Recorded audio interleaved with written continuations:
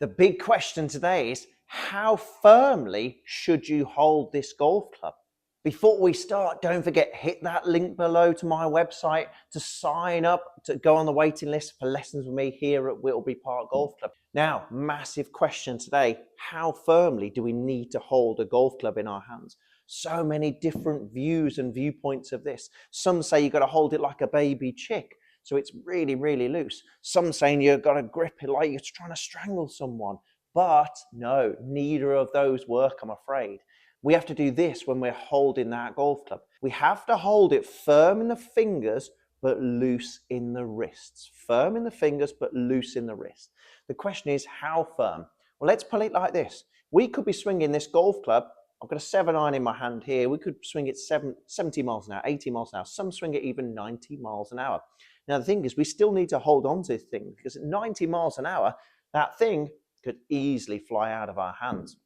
So we have to hold on to the golf club with some degree of force. So we really have to feel like we're gripping hold of this golf club, clasping it as you were.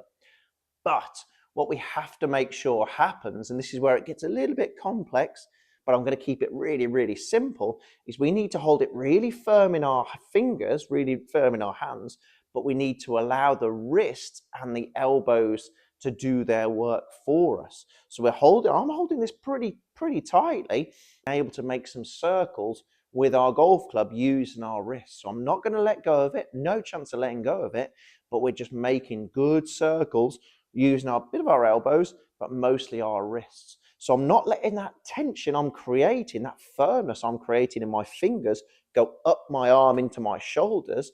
I'm letting that firmness go into the handle, go into my hands, but stop here when we get to the wrist. I'm allowing my wrist to do their work for us. Because if we don't use the wrist, if it's really tense and tight, then we're not able to swing the golf club.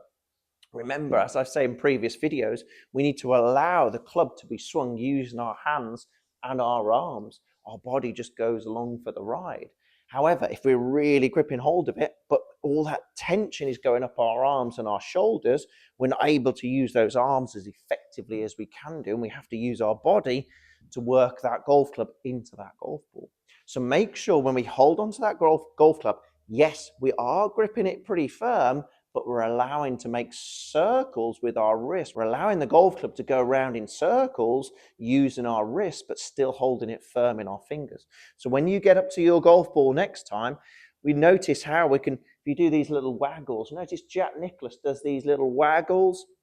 What he's doing is taking the tension out of his wrist and his arms. He's taking the tension out of his wrist and his arms to really allow the arms to swing that golf club for him. So I don't want you to get up to that golf ball and go really, really tense and tight.